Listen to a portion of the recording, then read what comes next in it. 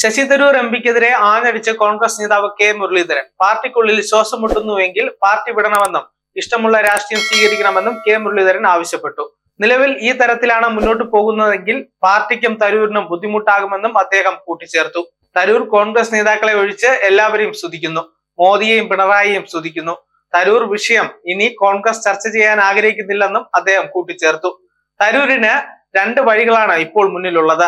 ഒന്നെങ്കിൽ പാർട്ടിക്ക് വിധേയമാകണമെന്നും പാർട്ടി നൽകിയ ചുമതലകളിൽ ശ്രദ്ധ കേന്ദ്രീകരിക്കണമെന്നും അഭിപ്രായ വ്യത്യാസങ്ങൾ ഉണ്ടെങ്കിൽ അവ പറയേണ്ടത് പാർട്ടിക്കുള്ളിലായിരിക്കണമെന്നും എല്ലാ അഭിപ്രായങ്ങളും അംഗീകരിക്കാനാകില്ലെന്നും ഇപ്പോഴത്തെ രീതിയിൽ മുന്നോട്ട് പോവുകയാണെങ്കിൽ തരൂരിന്റെ രാഷ്ട്രീയ വ്യക്തിത്വം തന്നെ ഇല്ലാതെയാകാൻ സാധ്യതയുണ്ടെന്നും അദ്ദേഹം വ്യക്തമാക്കി. കഴിഞ്ഞ 6 മാസമായി തരൂർ കോൺഗ്രസ് നേതൃത്വത്തിനെതിരെ ഒളിഞ്ഞും തെളിഞ്ഞും പ്രതികരണങ്ങൾ നടത്തുമ്പോഴും പാർട്ടി നടപടിയിലേക്ക് നീങ്ങിയിരുന്നില്ല.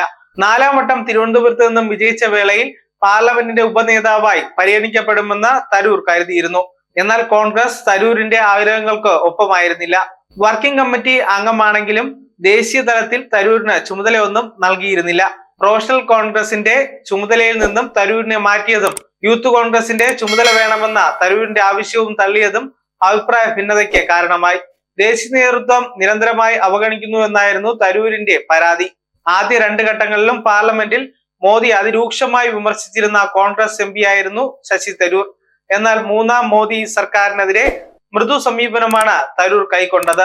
ഇത് പാർലമെന്റിലും പാർട്ടിയിലും ചുമതലകൾ ലഭിക്കാത്തതിലാണെന്ന തരത്തിലുള്ള വാർത്തകൾ പ്രചരിച്ചിരുന്നു. News desk zag news. നേരിന്റെ വാർത്തകൾ നിങ്ങളുടെ വിരൽത്തുമ്പിലെത്താനായി സാഗ് ന്യൂസ് ചാനൽ സബ്സ്ക്രൈബ് ചെയ്തും ഷെയർ ചെയ്തും ഒരു ശരിയായ മാധ്യമ നിലപാടിനൊപ്പം നിൽക്കാൻ ഞങ്ങൾ നിങ്ങളെ ക്ഷണിക്കുന്നു.